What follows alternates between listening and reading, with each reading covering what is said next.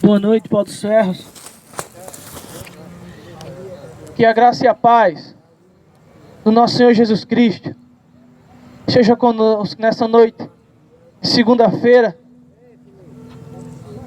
9 de maio de 2016. Deus, por sua infinita vontade e misericórdia, nos deu mais uma oportunidade no dia de hoje para podermos fazer tudo diferente em nossas vidas. Eu sempre costumo dizer que um dia após o outro em nossas vidas nunca vem porque merecemos, mas porque Deus é bom e sua misericórdia dura para sempre. Porque se tem uma coisa que nós fazemos e fazemos bem, é pecar.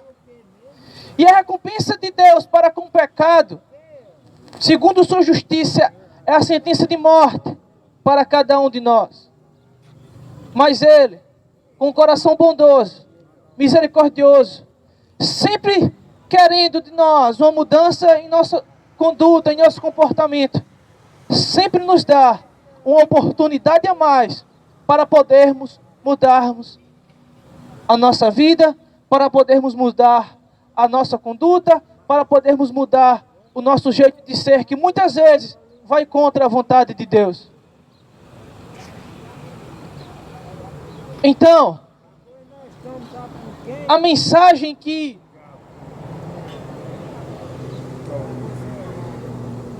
reflete muito acerca do presente que o Senhor nos dá como um novo dia, é que as misericórdias do Senhor, como diz o profeta Jeremias em Lamentações 3:23, as misericórdias do Senhor é a causa de nós não sermos consumidos, porque elas se renovam a cada amanhecer.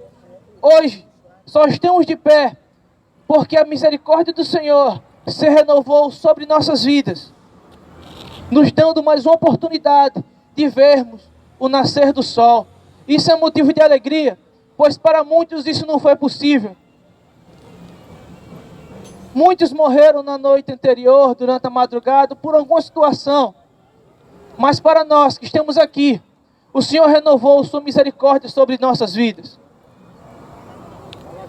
E Ele nos dá essa nova oportunidade simplesmente para abrir os nossos olhos e o nosso coração, para podermos entender o propósito da vinda de Cristo à terra. Nós sabemos que quando Deus criou os céus e a terra, os animais, as aves do céu, os animais da terra, os peixes do mar, e colocou Adão para dominar e sujeitar a terra. E sujeitar a terra. Para dominar e sujeitar a terra. Ele deu ao homem autoridade sobre todas as coisas. Segundo a teologia bíblica, todas as coisas elas estavam em ordem. Eu creio que na dispensação adâmica, tanto o cordeiro quanto o leão andavam juntos. Os animais não tinham a questão predatória, a questão de sobrevivência, porque naquele tempo existia uma harmonia entre a criação de Deus. Mas um certo dia, o homem desobedeceu a Deus, fazendo aquilo que Deus dissesse, que Deus disse que ele não deveria fazer, que era comer o fruto do conhecimento do bem e do mal.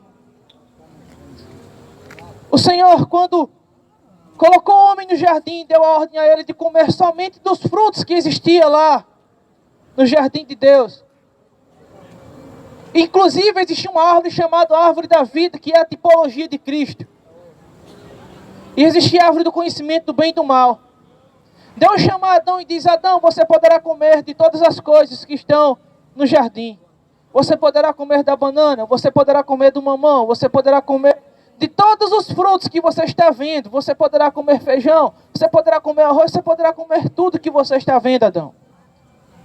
Mas aquela árvore, chamada de árvore do conhecimento do bem e do mal, dessa você não poderá comer, porque no dia que você comer, certamente você morrerá.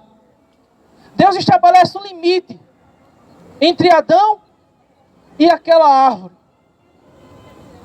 Adão durante muito tempo foi sujeito à ordem de Deus. Só que Deus um dia, vendo a solitude de Adão, resolveu criar para ele uma auxiliadora, uma esposa. E ele criou Eva.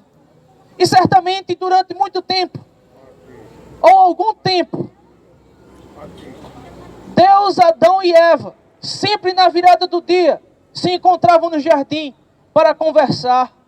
E a Bíblia ensina que Adão colocava o nome dos animais. E assim se seria chamado leão, e iria ser chamado leão, onça de onça, porque Adão colocou o nome desses animais assim.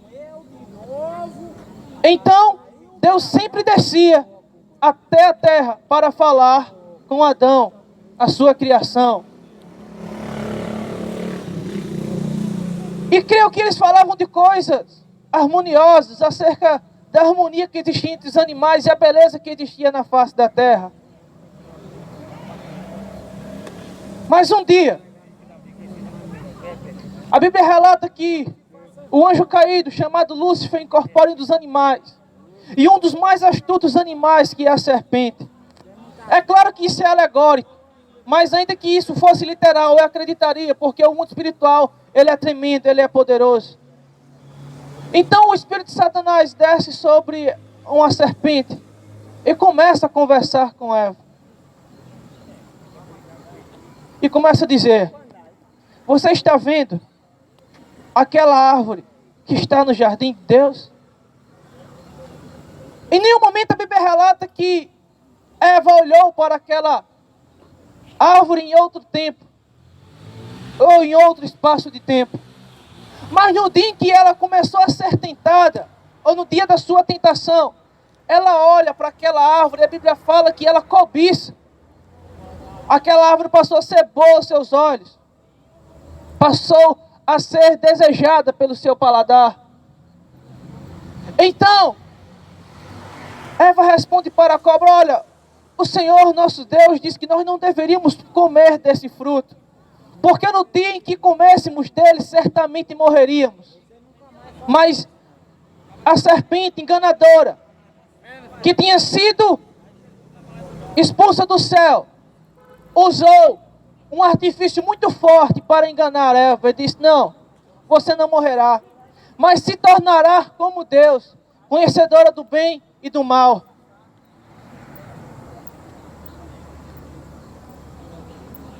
E Eva olha para aquela árvore e a deseja muitíssimo, e resolve comê-la.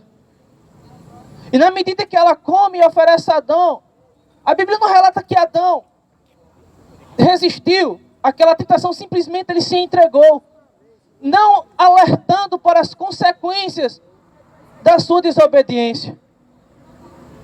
Ambos comeram, e a Bíblia fala que instantaneamente seus olhos foram abertos e eles estavam nus. A nudez, na linguagem bíblica, simboliza o pecado. E quando Eva e Adão olham para si e observam sua nudez, eles veem que estavam nus. Eles não tinham roupa. Em outra passagem bíblica mostra que eles estavam nus e eles não sentiam vergonha. Eles eram puros. Mas agora, a mesma nudez que existia no princípio, está agora neles. E agora eles passaram a ter vergonha, por causa do pecado que havia neles. Eu vou te dar um exemplo. Sabe quando existe uma coisa que nós não sabemos que é errado e praticamos? Nós não nos preocupamos com aquela situação.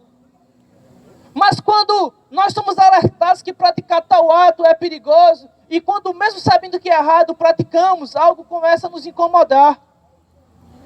Assim como foi com Adão e Eva, a nudez deles os incomodou. Assim é conosco quando fazemos algo que sabemos que é errado. Algo começa a acusar em nossa consciência. Algo começa a dizer que nós erramos. E começamos a nos preocupar com a nossa situação. Eva e Adão começaram a se preocupar porque perderam sua inocência e agora estavam nus. E eles pegaram folhas de algumas árvores e fizeram roupas para si. Só que isso simbolicamente aponta que o homem, diante da sua vergonha, ele vai tentar se auto-redimir. Só que a auto-remissão do homem de nada vale, a acusação na mente sempre vai continuar lá. O peso na consciência sempre vai estar lá. Eu vou te dar um exemplo. Sabe quando nós fazemos alguma coisa e tentamos remediar o nosso erro com algo que nós sabemos que não é o suficiente, mas queremos tirar o peso da consciência, mas não é o suficiente? Foi o que Adão e Eva tentaram fazer. Eles tentaram encobrir a sua culpa, sendo que a culpa que eles tinham, somente o Senhor poderia cobrir. Somente o Senhor poderia perdoar. Somente o Senhor poderia dar algo novo a eles. E quando chega a virada do dia, ou seja, quando o dia já estava chegando ao fim, o sol já estava se pondo, a Bíblia relata que Deus desce até a terra para falar com Adão. Agora tenta imaginar em sua mente Deus, na sua magnitude, força e poder, descendo nas asas dos anjos para visitar a terra. Eu começo a imaginar que tudo que estava na atmosfera terrestre sentiu o impacto da presença de Deus. Os animais, ainda que racionais, sabiam que o seu Criador estava se aproximando e o reverenciavam, assim como reverenciou Cristo quando ele nasceu. E Deus desceu até a terra para falar com Adão. Só que naquele dia, Adão estava tomado pelo pecado e pela culpa. E ele não foi até o encontro de Deus. E Deus começa a procurar Adão no jardim, dizendo: Adão, onde estás? Adão, onde estás? Eu creio que essa é a mesma pergunta que Deus faz para cada um de nós. Principalmente para mim: Pedro, onde estás? Quando sempre no meu horário de oração, para com ele não estou lá para orar. E ele pergunta: Pedro, onde estás? Por que você não está aqui no nosso lugar de intimidade? Por que você não está aqui no nosso local de conversa? Porque quando o homem ora, ele conversa com Deus, ainda que ele não possa vê-lo, nós podemos senti-lo dentro de nós. Só que Adão tinha a capacidade de ver Deus. Eu não sei se ele teria capacidade de tocar, mas ele podia ver. Mas por causa do seu pecado, agora ele tinha medo de Deus. E começou a fugir. Deus dizia: Adão, onde tu estás? E Adão resolve responder: Senhor, eu estou nu. Ou seja, Adão disse: Senhor, eu pequei contra ti. Eu falhei. Eu não fui obediente o suficiente à tua palavra. Eu falhei, Senhor. E Deus pergunta: quem disse que você falhou? Então começa aquele jogo de colocar a culpa. Foi Eva, foi a serpente. Quando na verdade, cada um de nós temos a liberdade de fazer o que é certo e do que é errado, sabendo que as consequências virão. Então, você que me ouve, todas as coisas que você fez, você teve toda e qualquer liberdade para fazer. Agora você tem que ser forte para poder arcar com as consequências. Então Deus, vendo que eles sempre queriam jogar a culpa um para o outro, Deus fala para Adão: Adão, por causa do seu pecado, você morrerá. Essa foi a sentença do pecado de Adão: você morrerá, Adão. Alguns dizem que Deus tinha criado o homem para ser eterno. Eu não sei se Deus criou o homem para ser eterno, mas eu creio que Deus criou o homem para ser perfeito. E por causa do pecado de Adão, ele perdeu a perfeição. E agora estava sentenciado à morte. E Deus contou dizendo: Adão, e por sua causa a terra será amaldiçoada. Você comerá do trabalho das suas mãos com suor, e a terra lhe dará cardos. O pecado de Adão fez com que acontecesse agora as catástrofes naturais que nós conhecemos. As secas, as enchentes. O trabalho duro do homem. Para poder se alimentar, sofre e trabalha feito louco para poder ter o que vestir, poder ter o que comer. E Deus fala acerca de algo bem interessante, de cardos, plantas espinhosas e amargas.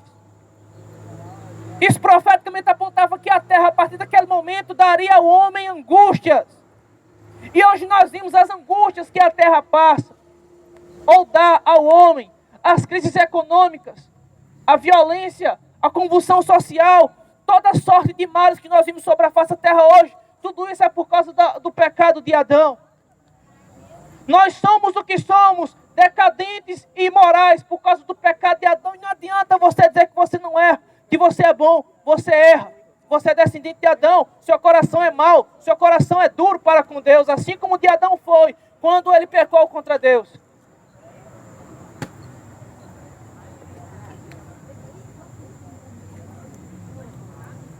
Adão, houve essa sentença. E agora tente imaginar Deus e sua criação cara a cara e Deus dizer: Adão, por favor, a porta é a serventia da casa, saia do jardim que eu te coloquei. O jardim era a tipologia dos céus. E Deus diz: Adão, para fora daqui. Você não é digno de ficar dentro do meu jardim. E a Bíblia fala que Deus, depois que expulsa Adão do jardim, coloca um anjo naquela porta para que ninguém passasse mais por lá. E depois nós sabemos que depois que Adão sai do jardim, ele começa a ter filhos e filhas e a população da terra vai crescendo. Mas à medida que a população da terra vai crescendo, a maldade sobre a terra também vai crescendo. Vimos o primeiro assassinato, o primeiro homicídio, Caim matou Abel. Depois os homens começaram a ser imorais na sua sexualidade. Homens tinham relações sexuais com animais, com pessoas do mesmo sexo, cometiam homicídios e tudo que você puder imaginar. A humanidade, depois da queda de Adão, passou a ser depravada. E sempre o destino deles era a morte. Todos eles estavam sentenciados à morte. Por causa que um dia Adão rejeitou a Deus. Já imaginou se Adão não tivesse rejeitado a Deus, como a nossa vida seria diferente hoje? Você não teria necessidade de ansiar por tantas coisas. Simplesmente você as teria. Porque Deus daria tudo ao homem. Mas por causa da queda de Adão, as coisas se tornaram mais complicadas para o homem, como uma forma de punição ao homem. O homem se tornou imoral. Começou a se multiplicar a violência sobre a terra. Os homens matavam a troco de nada, como de fato hoje matam a troco de nada. Os homens hoje matam em troca de um cigarro, de um gole de cachaça, por causa de uma mulher, por causa de dinheiro alheio. Os homens hoje matam por qualquer coisa, assim como nas épocas antigas. Só que hoje está quase que epidêmico. E Deus lá dos céus olhando a depravação do homem, e seu coração se contorcia, porque o homem estava cada vez mais distante do Senhor. Mas Deus, falando com o profeta Ezequiel, ele diz: eu mesmo ensinarei ao homem os meus caminhos.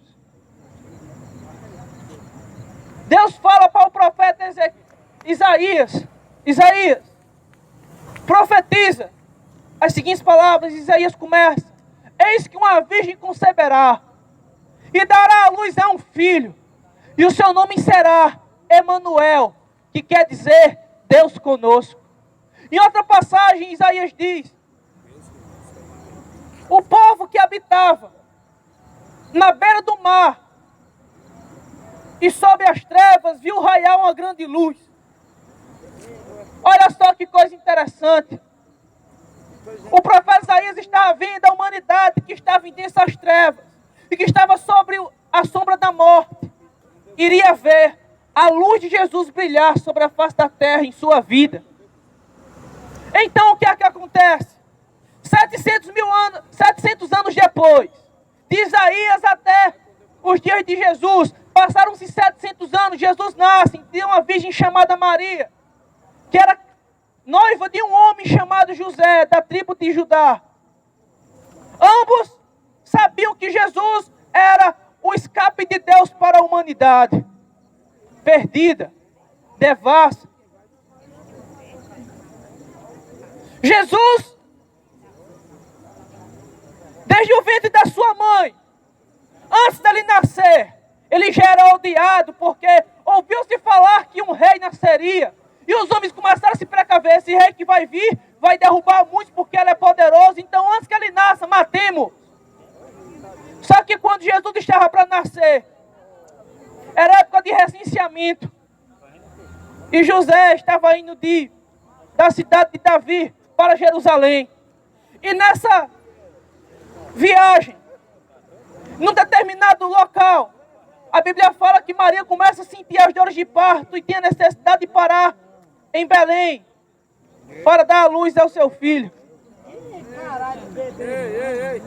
E eles começam a bater de hospedaria em hospedaria, procurando um lugar aonde eles pudessem passar a noite e Jesus pudesse nascer. Sabe o que mais me choca? É que nenhuma das portas que Maria e José bateram foram aceitas entrar para que aquela mulher grávida pudesse receber o seu filho. Mas na primeira estalagem que eles encontram, disseram: nós temos apenas um estaleiro, o curral dos animais. Você já imaginou a que ponto o homem é mau? Ao passo de fazer que uma mulher grávida passe a noite entre animais. Que ponto o homem é ruim a ponto de não receber uma mulher grávida e seu marido num local confortável, mas colocaram ele no curral dos animais. Agora tenta imaginar.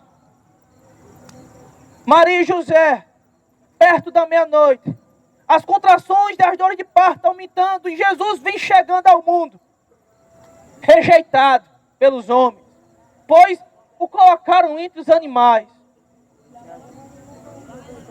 O Salvador da humanidade nasceu entre os animais. A Bíblia não relata, mas eu creio que até a criação naquele dia se alegrou ao ver o Filho de Deus nascer. A Bíblia fala também que nesse mesmo instante, enquanto Jesus nascia, os anjos desceram dos céus e se apresentaram para alguns pastores que estavam na região de Belém, pastoreando, e disseram: glória a Deus nas alturas e paz aos homens de boa vontade, porque hoje nasceu aquele que vai salvar toda a humanidade. E eles disseram: como chegaremos até esse homem? Sigam a estrela. E aqueles homens seguiram a estrela e chegaram lá onde Jesus estava e viram ele numa manjedoura. O Salvador da humanidade era rejeitado desde sua meninice, por causa da maldade que há no coração do homem. Até hoje, sempre que alguém fala em Jesus, as pessoas endurecem seu coração para não recebê-lo. Assim como rejeitaram ele quando ele era criança, hoje também o rejeitam. E elas acham que são boas, acham que são perfeitas, que pelo fato de serem católicas ou evangélicas, elas têm a graça de Deus. Vocês se enganam, porque a promessa de salvação era para os judeus, e os judeus, sabendo que Jesus viria da tribo de Judá, de uma virgem, mesmo assim o rejeitaram. Não recebendo ele em um local, mas fazendo com que ele nascesse entre os animais. Entre os animais.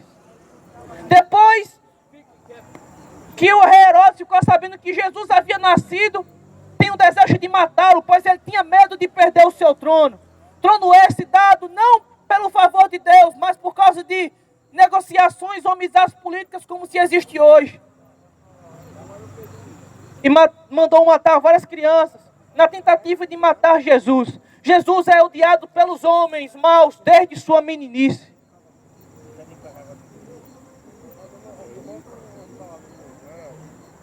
Desde sua meninice. Jesus passa parte da sua infância no Egito e volta para Jerusalém, mas necessariamente para Israel, e ele passa a morar na Galiléia dos gentios. Sabe o que é a Galiléia dos gentios? A Galiléia era uma região que era uma região pobre, onde existiam pessoas analfabetas, certamente rejeitadas pelas pessoas ricas.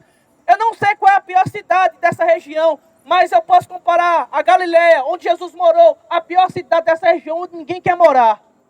Porque a cidade não tem recursos econômicos, a cidade não oferece educação, a cidade não oferece segurança. Mas quem disse que Jesus veio para os perfeitos?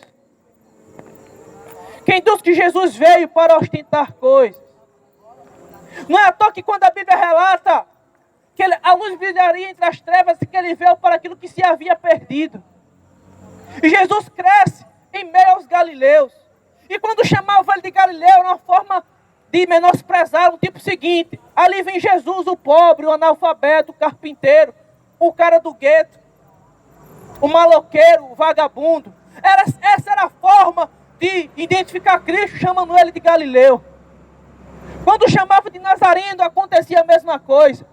Jesus de Nazaré era a mesma coisa que dizia, ali vem Jesus, o vagabundo. Ali vem Jesus, o pobre. Ali vem Jesus, aquele que não tem nada a dar para ninguém. Sempre que chamavam ele de Galileu Nazareno, era uma forma de envergonhá-lo, porque ele veio de origem pobre. Os homens desprezam a Jesus desde sua meninice. E nós hoje, em nossas atitudes, desprezamos a Jesus também.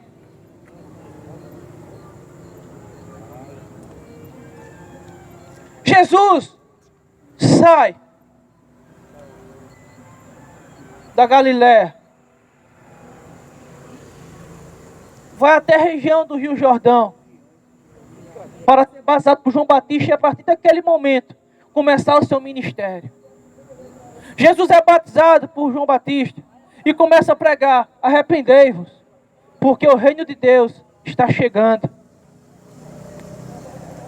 Jesus curou enfermos, expulsou demônios, sarou os leprosos, perdoou pecados, fez paralíticos andar, surdos ouvir, mudos falar, cegos enxergar. Jesus operou aquilo que homem natural nenhum seria capaz de fazer. E quando ele começou a fazer tais coisas espantosas aos olhos humanos, as pessoas que tinham o coração voltado para Deus começaram a crer que ele era aquele que havia de vir, o Messias, o Salvador da humanidade. Entretanto, o homem em sua maldade e seu coração perverso, um dia tentou tentar Jesus de alguma forma, mas não encontrava nenhuma falha nele. Então Judas, tomado pelo espírito de Satanás, vai até aos religiosos e vende Jesus por 30 moedas de prata, o preço de um escravo. Para Judas, Jesus valeu 30 moedas de prata. E para nós, quanto Jesus vale?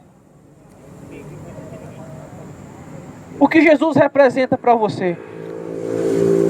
Para alguns, Jesus é definido como alguém que dá a oportunidade do homem ser rico, ter várias mulheres, namorar, beber, se drogar muito, e ainda dizem: eu vou fazer tudo isso porque eu também sou filho de Deus. Mas eu não vi o Filho de Deus, chamado Jesus, o único Filho de Deus, fazer tais coisas.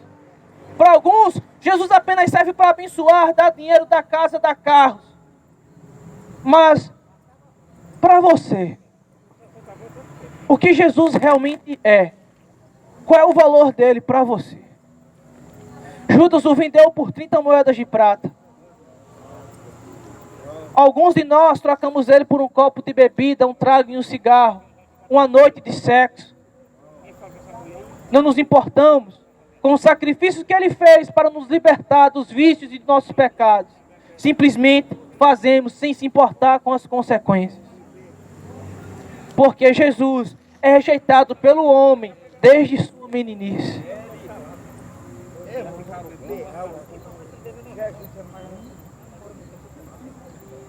Jesus ele veio para a terra com o intuito de restaurar a situação original do homem, que era perfeita. Mas agora, a sua condição era perversa, depravada e totalmente desobediente aos mandamentos de Deus. Eu vou te dar um exemplo. Todos nós sabemos que precisamos do Senhor. Todos nós precisamos de Deus. Mas sempre que alguém ousa falar de Deus em uma roda de amigos, ele sempre é escarnecido como sendo o louco, o religioso, o fanático, aquele que a religião tomou conta do seu coração e fez ele endoidecer.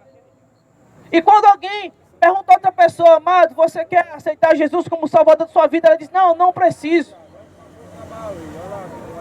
Isso é a prova de que o homem é tremendamente obstinado, pois não reconhece que Jesus é a única porta, é o único caminho, é o único meio de o homem se achegar a Deus.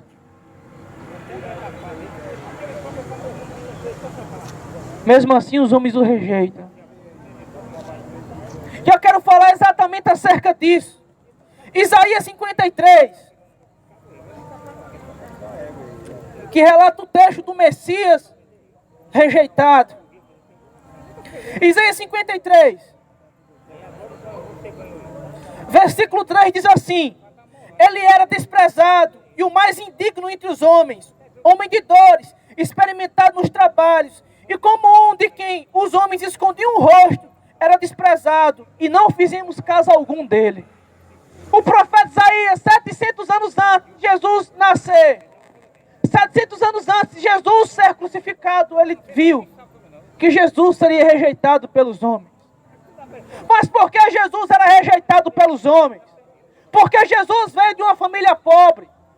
Porque Jesus era analfabeto.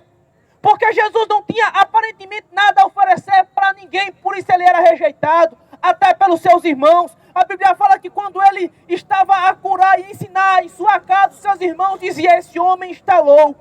Porque Jesus era humilde, porque Jesus era pobre, porque a aparência de Jesus, para os homens daquela época, era desprezível.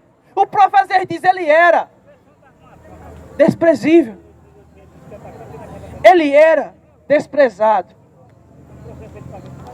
Você já imaginou ser desprezado por alguém? Eu já fui desprezado, e a dor do desprezo não é nada boa. Você fica perguntando: meu Deus, o que eu fiz? Onde foi que eu errei para tal pessoa não gostar de mim? Agora tente imaginar os próprios irmãos de Jesus não gostando dele. Tente imaginar as pessoas da cidade de Jesus não gostando dele. E ele nunca fez mal a ninguém. Entretanto, o profeta Isaías viu que mesmo antes dele nascer, ele já seria rejeitado. As pessoas se desfariam dele. Assim como ele hoje é rejeitado, quando alguém fala acerca dele, as pessoas endurecem seu coração, menosprezam a figura dele. Isso é triste. Ele era o desprezado e o mais indigno entre os homens. Porque Jesus era indigno. Os homens o desprezavam, porque ele se dizia ser filho de Deus, como de fato era. E os homens religiosos olhavam para Jesus e via ele analfabeto, pobre, aparentemente sem nada a oferecer, e perguntavam: esse aí é o filho de Deus? Esse pobre, esse analfabeto pode ser filho de Deus? Só que Deus, amado, ele trata as coisas loucas e absurdas deste mundo para confundirem as sábias e as fortes. A salvação da humanidade não está no dinheiro. A salvação da humanidade não está na política. A salvação da humanidade não está nos recursos naturais que nós temos à nossa mão. Mas a salvação da humanidade está na pessoa de Jesus, que foi desprezado pelos homens. A Bíblia fala que ele era desprezado e indigno. Ele não tinha respeito. Ninguém o respeitava. Simplesmente porque os seus amigos eram pescadores, homens analfabetos, uma prostituta ou uma ex-prostituta, um ex-ladrão, um ex-cobrador de impostos, um ex-coletor de impostos do governo romano. As amizades de Jesus aparentemente não eram pessoas boas, mas aqueles que Deus chama, Ele transforma e cuida e muda o caráter. Por isso não importa quem você é, se Deus te chamar, cara, Ele é Deus para mudar o teu caráter. Jesus mudou o caráter de uma prostituta. Uma prostituta, para a sociedade pauferrense, é alguém que simplesmente, alguém vai lá, paga dinheiro e tem uma noite de sexo com ela, mas para Jesus, ela é alguém de valor, pois precisa ser liberta dos seus pecados. Para que sua alma não pereça no inferno, ela tem um valor. E Jesus, quando transforma alguém, Ele transforma de verdade. Pedro, um pescador, uma das profissões mais respeitadas de Israel, porque era uma das principais formas de se manter naquela época. Entretanto, era um homem analfabeto, certamente também desprezado. Você olha para o Simão, um rapaz que fazia parte de um partido político, era um sedicioso, um rebelde. Jesus chama ele para caminhar consigo. O homem, na verdade, era um bandido. Jesus, vem tu e me segue. Eu mudarei teu coração. Jesus era indigno por causa de suas companhias, para que aqueles que acham que são bons desprezavam, aqueles que precisavam de ajuda. E Jesus fala, eu não vim para os sãos, mas eu vim para os doentes. Os sãos não precisam de médico, mas sim os doentes. Jesus literalmente estava dizendo, olha, aqueles que não têm pecado não precisam de perdão. Mas aqueles que têm pecado, eu vim para eles, para perdoá-los, para redimi-los, para transformá-los. A Bíblia fala que também Jesus era homem de dores. Isso aqui é uma coisa difícil de se falar, porque ele recebeu muitas dores. A dor da rejeição, a dor da angústia, a dor de ser rejeitado até pelos seus irmãos, a dor de ser rejeitado pelos seus discípulos, que quando ele falou que aquele que quisesse vir após ele não negasse, não cresce nele, não poderia entrar no reino. Os homens vendam, se a salvação depende dele, desse homem desprezível, eu não quero. E Jesus pergunta para os outros, vocês vão me desprezar também? E Pedro diz, Senhor, para onde iremos, se só tu tens as palavras de vida eterna? Ele era homem de dores, porque no dia que ele orou, no Getsemane, ele recebeu sobre si o peso do pecado do mundo. Quando ele recebe o peso do pecado do mundo, ele começa a suar gotas de sangue. Ele começa a ter os seus poros abertos. E alguns especialistas falam que essa era uma forma de depressão profunda. Quando o homem está tremendamente angustiado, ele começa a chorar lágrimas de sangue, ele começa a suar gotas de sangue. E as veias do seu corpo começam a entrar em erupção, e as veias do seu cérebro quase estouravam, fazendo com que ele tivesse um aneurisma cerebral por causa da dor, por causa do peso do pecado da humanidade. Homem de dores, porque foi rejeitado por um dos seus melhores amigos, Judas. Judas era um dos discípulos mais próximos de Cristo, mas foi Judas quem o vendeu. Foi Judas que levou os soldados romanos até o Getsemane e disse, eis aí o Nazareno, e deu um beijo no rosto dele. E Jesus disse, amigo, tu me traz com um beijo.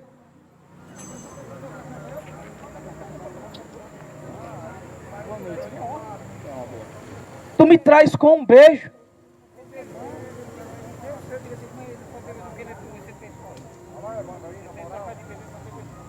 Jesus é amarrado pelos pés e pelas mãos. Levam ele pelas ruas de Jerusalém à noite. É colocado na casa de um homem religioso chamado Caifás. E lá, vendam seus olhos e começam a esbofeteá-lo e cuspir em seu rosto, dizendo, se tu és filho de Deus, dizem que te bate. Se tu és filho de Deus, dizem que é que te cuspiu. Rejeitavam ele de todas as maneiras, de todas as formas. O menosprezavam, o vilipendiavam, batiam nele com correntes, rasgaram suas roupas, deixaram ele passar a noite inteira em uma cisterna cheia de fezes e urina, até amanhecer o dia para levarem para ser julgado por Pilatos. Pilatos, vendo ele, disse, esse homem não tem culpa nenhuma, esse homem é inocente. Mas os homens sanguinários diziam, crucifica ele. Jesus é rejeitado por nós, palferrenses, que mesmo sabendo que ele veio para nos fazer bem, nós escolhemos o mal. Escolhemos os nossos desejos pecaminosos. Escolhemos os nossos desejos sexuais desenfreados. Porque uma noite de prazer vale mais do que um momento de sofrimento por causa de Cristo.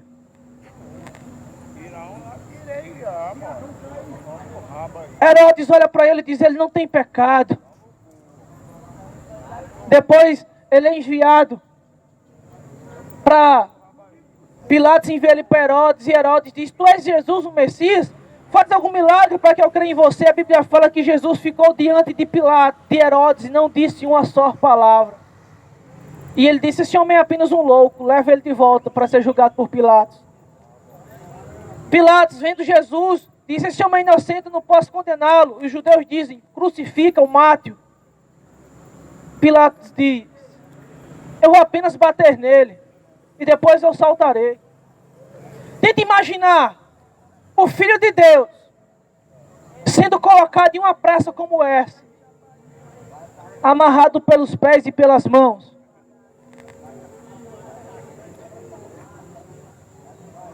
Há um cepo batendo nele com canas de bambu. 39 canadas de bambu. Certamente os seus músculos estavam todos doloridos depois de 39 canadas de bambu. Ele era de fato um homem de dores.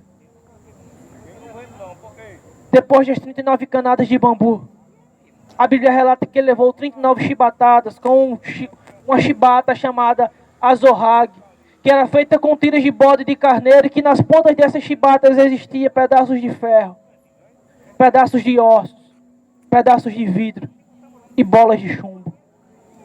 E que cada chibatada que era dada em Cristo arrancava-se um pedaço da sua carne. O Filho de Deus levou 39 chibatadas que lhe causou 470 cortes pelo seu corpo. O homem que não cometeu crime nem pecado estava agora apanhando em praça pública mais que um animal. Como diz o profeta David Ewor, hoje existem leis para proteger cachorro, gato, para proteger toda espécie de animais, mas na época de Jesus não existia uma lei sequer para protegê-lo. Isso é para você ter ideia de como os homens amam mais as coisas terrenas do que as coisas de Deus.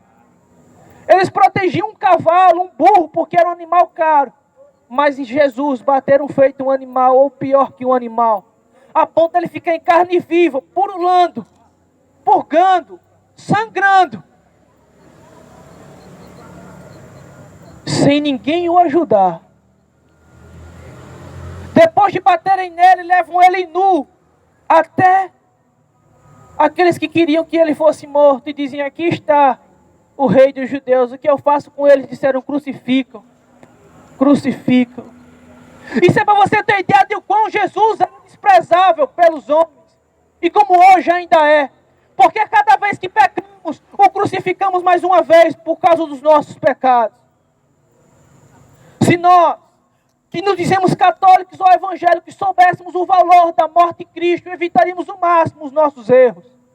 Oraríamos mais pedindo perdão pelos nossos pecados. Teríamos mais consideração pela pessoa de Deus e de seu Filho Jesus Cristo. Mas como não ligamos para Deus nem para o seu Filho, fazemos o que fazemos e somos o que somos, porque o desprezamos.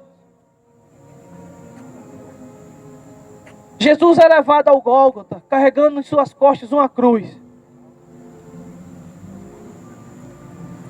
E quando ele sentiu sede, uma certa mulher quis lhe dar de bebida e não deixaram. Às vezes as pessoas se compadecem de um cachorro que quer beber água. Mas Jesus precisou de água e ninguém deixou ele beber água. Chegou no local da sua crucificação, a história relata que furaram seus pés e suas mãos. Furaram seus pés e suas mãos. E o alçaram no alto de uma cruz. E ele ficou lá desde as 9 da manhã até as 4 da tarde. Já imaginou alguém ficar pendurado no alto de uma cruz 6 horas? Com os pregos rasgando suas carnes. Seus pés inchados e doloridos, com pregos atravessados. Um homem nu, pingando sangue. E naquela hora ele se sentiu sozinho. E gritou para os céus: Deus meu, por que tu me abandonaste? O Filho de Deus, agora, não conseguia mais ver o seu pai, simplesmente porque ele recebeu o meu e o seu pecado. O céu se fechou para Jesus. Deus fugiu de Jesus pelo simples fato, ele recebeu o meu e o seu pecado. Isso é para ter uma ideia de quão Deus odeia os nossos erros, e ele se vira as costas para nós quando os desprezamos. Cristo naquele momento recebeu o peso do pecado do mundo, e Deus vira as costas para ele porque nele havia erro de todos nós. As nossas mentiras, os nossos vícios, tudo que não presta agora estava em Cristo. E o profeta Abacuque diz: Senhor, tu és tão santo de olhos que não podes ver a maldade. A maldade da humanidade estava em Cristo crucificado. E Deus fecha os céus e Jesus pergunta: Senhor, por que tu me abandonou, Senhor? Sabe, a mentira que a gente vai praticar amanhã, ela já estava em Jesus no dia que ele foi crucificado. Sabe, aquele ódio que nós temos de descarregar em alguém, ela já estava em Jesus no dia que foi crucificado. Todas as coisas que nós praticamos de errado, Cristo já levou para que a gente não praticasse mais. O céu se fecha e Jesus pergunta: Senhor, onde tu estás? Por que tu me deixaste só, Senhor? Pela primeira vez, Jesus chama Deus de Deus e não de Pai. Porque ele agora estava numa condição de pecador como a minha e a sua. Por isso, a Bíblia fala que no capítulo 14 de Isaías, no verso 52 diz: como se pasmaram muitos à vista dele, pois a sua aparência estava tão desfigurada, tão deformada, que qualquer um que olhasse para ele não conseguiria ver figura humana. Jesus, ele tinha apanhado tanto que ele tinha ficado deformado. Essa é a aparência que o pecado traz para nós, a deformidade. Mas isso foi o meio de a ira de Deus também se derramar sobre Jesus, para punir os nossos pecados, o deformando, o deixando sem aparência e sem formosura, deixando ele totalmente horrível. Mas existia uma dívida entre Deus e o homem, por causa do pecado no jardim. A Bíblia fala que quando o sol já estava se pondo, Jesus diz: Pai, está consumado. O termo está consumado para os judeus significa: Pai, a conta está paga, está tudo quitado. É como se Jesus estivesse dizendo: Senhor, o pecado que Adão cometeu no jardim, eu paguei com minha vida para que ele tenha perdão dos seus pecados. O pecado que Adão cometeu no jardim e que consequentemente fez todos os outros homens pecarem, eu estou pagando na cruz. Está tudo pago, Senhor. Está tudo pago. Jesus pagou o preço da nossa libertação. Jesus pagou o preço para que fôssemos livres, libertos dos nossos erros, dos nossos vícios.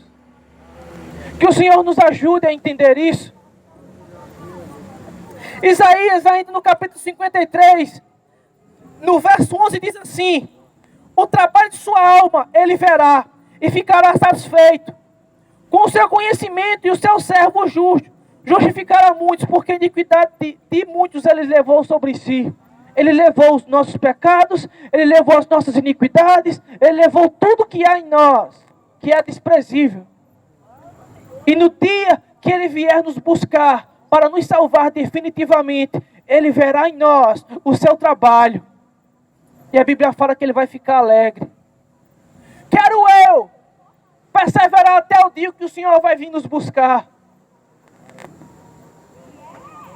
Quero eu que ele me encontre em condição perfeita, para que ele realmente se alegre comigo e com aqueles que têm tido a oportunidade de ouvir esta mensagem.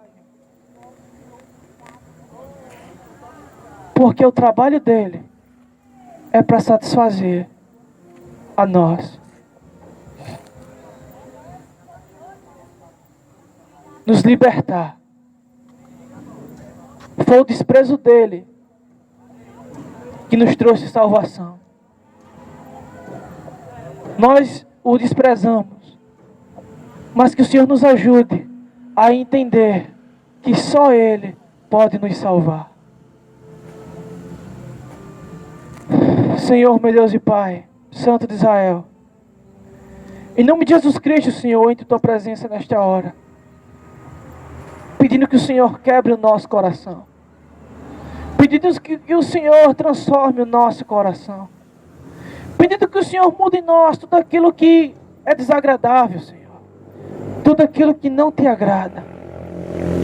Renova-nos, revela-nos a pessoa de Cristo em sua santidade e faz-nos, Senhor, nos aproximar de Ti por meio dEle. É isso que eu peço ao Senhor e desde já agradeço, no nome poderoso do Teu Filho Jesus. Amém, amém e amém.